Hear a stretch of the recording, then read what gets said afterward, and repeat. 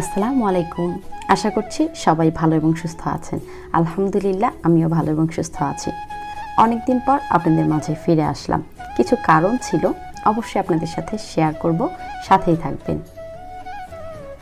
আমার একটা রুমে, যে রুমে ডিভান আছে, তো সেই ডিভানের পাশেই জানালার কাছে একটা জাম গাছ আছে। তো হাত দিয়েই কি সুন্দর আমরা পেরে পেরে জাম খেয়েছি। যেই জায়গায় জাম গাছ কিন্তু অনেক উঁচু হয়, মানুষ পাড়ার কথাও একটু চিন্তা করলে একটু কষ্টদায়কই মনে করে, কিন্তু যেহেতু এটা আমার জানালার সাথেই ছিল, অনেক সুন্দরভাবে আমি এটা টানছিলাম, বাতাসের কারণে গাছটা ওইদিকে সরে গিয়ে পুরো ডালটাই আমার হাতে ছিঁড়ে আসলো। কাঁচা পাকা সেখানে মিক্স ছিল।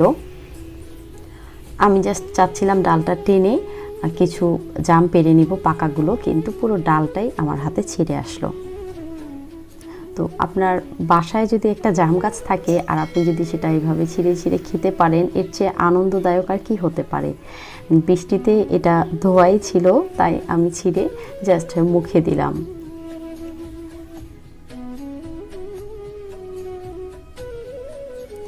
দেয়ালটাকে বড়ই একঘেয়েমি লাগছিল, তাই ভাবলাম এটার একটু ডেকোরেশন করে নিই।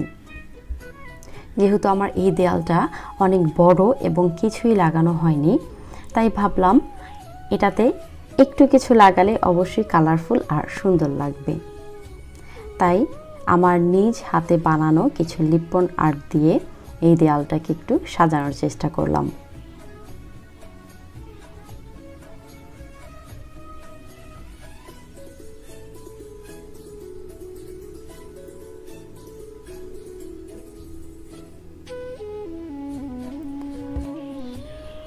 এখন আমি অনেক দিন থেকে ভিডিও আপলোড না দেওয়ার কারণগুলো বলবো।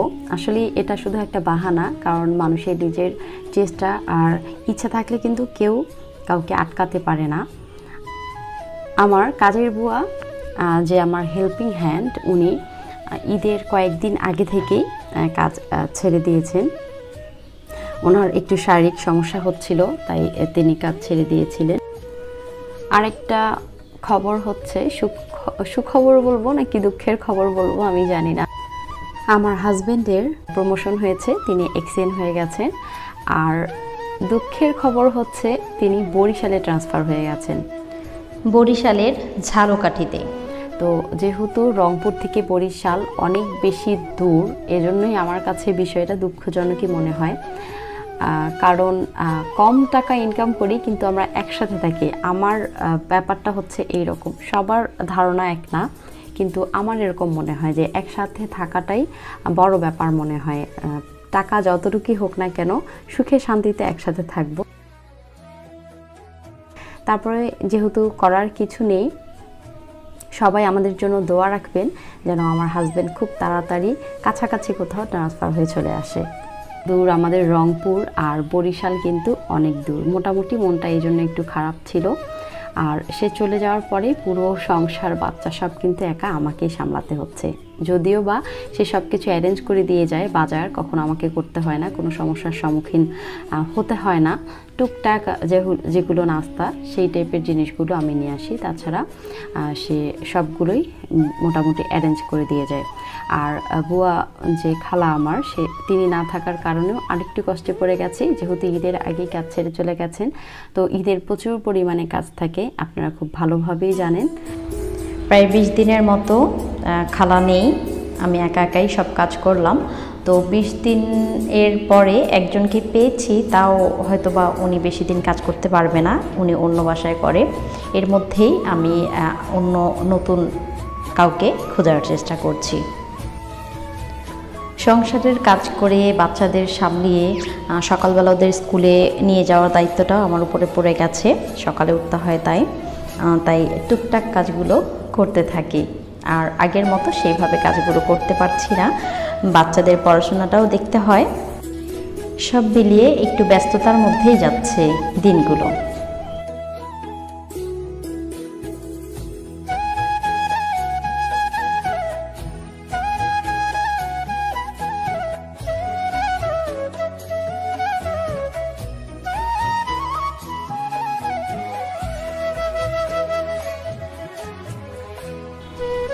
কোনো কিছু শেষ হয়ে যাওয়ার পরে আমি চেষ্টা করি, যেমন লবণ বা চিনি বা হলুদ গুঁড়ো এগুলো যদি শেষ হয়ে যায় তো আমি সঙ্গে সঙ্গেই পটটা ক্লিন করে তারপরে নতুন করে সেটাতে ভরানোর চেষ্টা করি।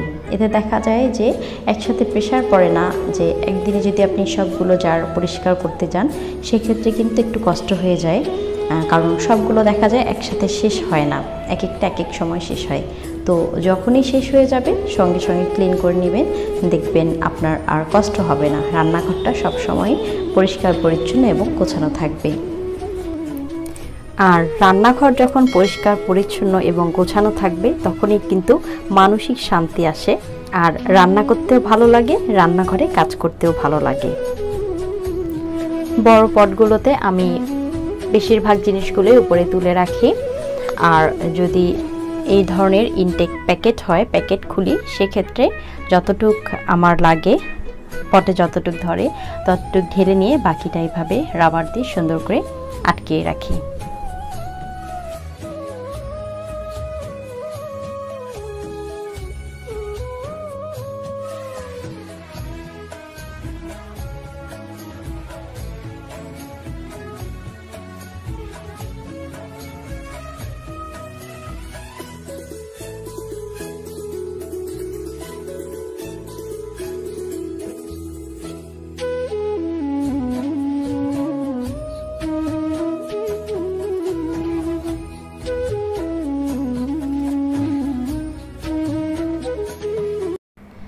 ঈদের দিনের সকালের এই দৃশ্যটা আমার মনে হয় সবার কাছেই প্রিয়।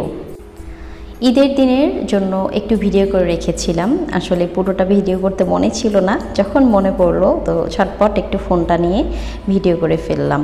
তো আমরা যখন মাংস ঈদের ভাগের নিয়ে আসি, আমি কিন্তু ডাইনিং টেবিলের পুরনো যে ট্রান্সপারেন্ট শিটগুলো আছে সেগুলো ফেলে দিই না, ঈদের আগের দিনই সবগুলো সুন্দর করে পরিষ্কার করে রেখে দিই। তো বাজারের ব্যাগে করে যখন আমাদের মাংস নিয়ে আসে আমি এখানে ডাইরেক্ট রেখে দিই এবং ঢেলে রেখে দিই, আর ব্যাগগুলো একটা বালতির মধ্যে রেখে দিই। এতে করে আমার পুরো যে মেঝেটা আছে তাতে কিন্তু কোনো রক্তের ফোঁটা পড়বে না, বা 2-1 ফোঁটা পড়লেও সেটা ক্লিন করা খুব সহজ হয়ে যাবে, আর গন্ধটাও থাকবে না। আমি আগের দিন রাতেই লিস্ট করে রেখে দিই একটা নামের, যে কাকে কাকে দিতে হবে, কয়টা প্যাকেট আমাকে করতে হবে, এবং সে অনুযায়ী কিন্তু এইভাবে আমি প্যাকেটগুলো করে নেই, এবং যারা সেদিন নেয় না তাদের নাম কস্টেপ দিয়ে আমি প্যাকেটের মধ্যে লাগিয়ে ফ্রিজের মধ্যে রেখে দেই। অনেকেই নতুন বিয়ে হয় আসলে বুঝতে পারে না যে মাংস কিভাবে ভাগাভাগি করবে, বা বিভিন্ন বিষয় বুঝতে পারে না। তো আমি এভাবে খুব সহজেই কিন্তু মাংসগুলো নিয়ে আমাকে ঈদের দিন কোনো ঝামেলায় পড়তে হয় না, আর ঘর মোছামুছি ঝামেলাটাও অত থাকে না, যেহেতু আমার ছিল না। তো এবার আলহামদুলিল্লাহ কোনো কষ্ট হয়নি। তো তাদের জন্য আমি এই ব্যাপারটা শেয়ার করলাম। ঈদ মানেই আনন্দ। ঈদের সারাদিন কাজ করে পরিশ্রম শুধু করলেই হবে, নিজের খুশিটাও তো দেখতে হবে। তাই সন্ধ্যার পরে হাজব্যান্ড আমাকে এবং পিচ্চি ছেলেটাকে নিয়ে বাইকে করে বেড়াতে নিয়ে গেছিল। সারাদিন কাজের পরে একটু বেড়াতে কিন্তু ভালোই লাগে। আজকে এ পর্যন্তই, দেখা হবে নতুন ভিডিওতে।